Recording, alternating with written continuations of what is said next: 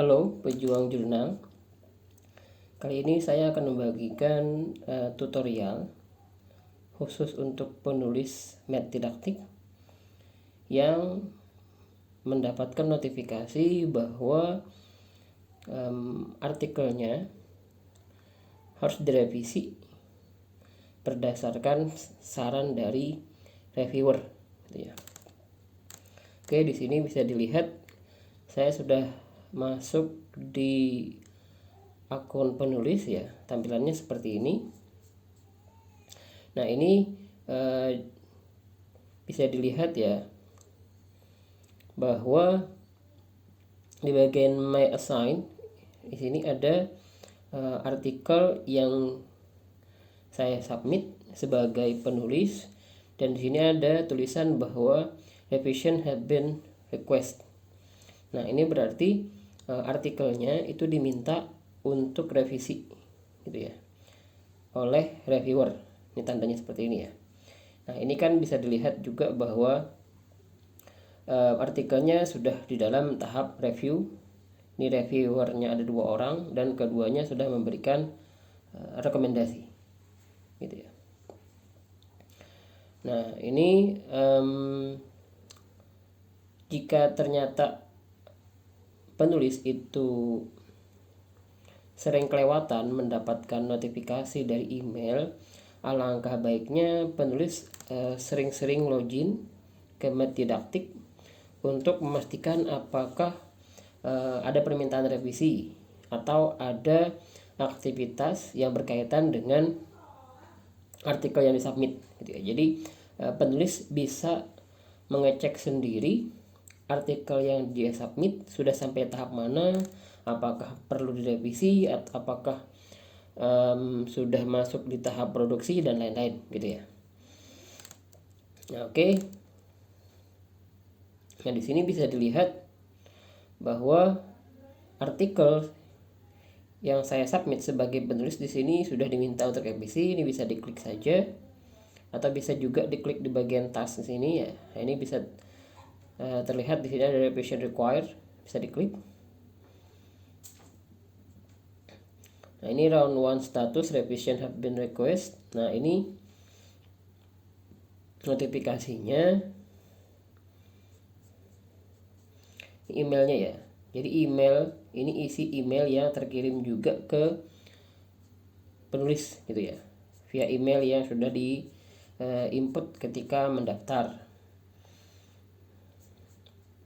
Nah, ini lampiran file yang dikirimkan oleh editor yang berasal dari reviewer A, ini yang di atas, dan reviewer B yang di bawah, gitu ya. Ini, nah, penulis harus mengunduh kedua file tersebut untuk melihat bagian mana yang perlu direvisi, gitu ya. Karena pastinya reviewer itu sudah memberikan tanda highlight, gitu ya, bagian mana yang perlu direvisi, bagian mana yang perlu di delete dan lain sebagainya, gitu ya.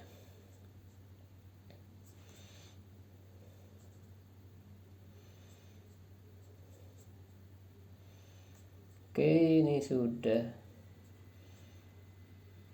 terlihat. Nah, di sini kepada para penulis itu ya, tidak perlu khawatir jika bagian sini ini kan awalnya nama penulis, instansi, dan email. Ini kok berubah menjadi tulisan anonimus seperti ini. Nah, ini sengaja dilakukan oleh editor agar reviewer itu tidak tahu ini artikel punya siapa, artikel dari instansi mana, dan alamat emailnya, gitu ya. Jadi tidak perlu khawatir. Memang seperti itu proses blind review yang ada di math didaktik. Nah, ini bisa dilihat ya. Nah, di sini misalkan ada reviewer, gitu ya, yang memberi tanda di sini, ada komentarnya, bisa dibaca. Tolong perjelas pada bagian ini dengan menambahkan referensi yang relevan, misalkan, gitu ya. Nah, ini maka pada bagian ini perlu direvisi sesuai dengan komentar ini ya. Nah, dan seterusnya, gitu ya. Jadi harap pastikan bahwa penulis itu merevisi sesuai saran dari reviewer ya. Oke, itu yang reviewer A. Reviewer B juga kita unduh, caranya sama, dan revisi yang dilakukan itu cukup satu file berdasarkan masukan dari kedua reviewer. Jadi tidak perlu mengupload dua file artikel berdasarkan masukan dari reviewer A, satunya masukan dari reviewer B. Tidak perlu seperti itu, tapi cukup satu artikel yang merupakan hasil revisi dari masukan kedua reviewer tersebut, gitu ya. Ini, nah jika silahkan direvisi, ini revisi langsung pada bagian artikel yang dilampirkan ini ya, salah satu saja tidak apa-apa. Nah, lalu jika sudah selesai merevisi, ini silahkan upload filenya di bagian menu revision sini. Ini ada di paling kanan ini kan ada file, ada menu upload file ya. Nah, ini bisa kita upload. Ini penulis bisa mengupload hasil revisinya, gitu ya. Hasil revisi, misalkan ini ya, misalkan ini hasil revisinya. Ini kita double klik, nanti dia otomatis mengunggah ke sini sampai selesai, ditunggu. Nah, lalu ya jika sudah selesai, sudah sampai pada tahap tersebut, ini bisa klik continue. Ini bisa dilihat lagi apakah artikelnya sudah benar ya, apakah filenya yang diunggah itu sudah benar. Jika sudah, continue. Nah, di bagian confirm bisa ditambahkan file lagi jika ada, kalau tidak ada bisa klik complete. Sudah ya, ini sudah selesai.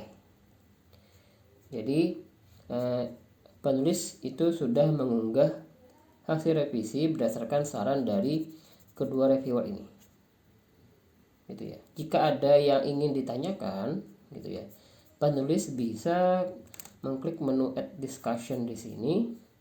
Nah, ini penulis hanya bisa berdiskusi dengan editor ya, karena antara penulis dengan reviewer itu sama-sama tidak tahu, blind, gitu ya, blind review.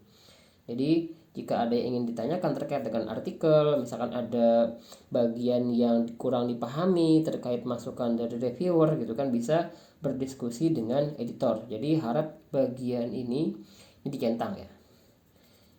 Jadi kita berdiskusi dengan editor, dan editor nanti pasti akan mendapatkan notifikasi via email dan via web bahwa ada diskusi, gitu ya, dari penulis. Ini bisa diisi, subjeknya wajib diisi ya di sini, terserah.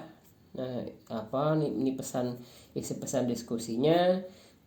Penulis juga bisa mengunggah file jika diperlukan di sini. Nah, lalu diklik OK, gitu ya. Ini sudah selesai, tinggal menunggu nanti apakah ada notifikasi lagi dari editor, misalkan artikelnya masih perlu revisi atau artikelnya sudah diterima dan masuk ke tahap copy editing, gitu ya. Oke, untuk sementara sampai di sini dulu. Sekian.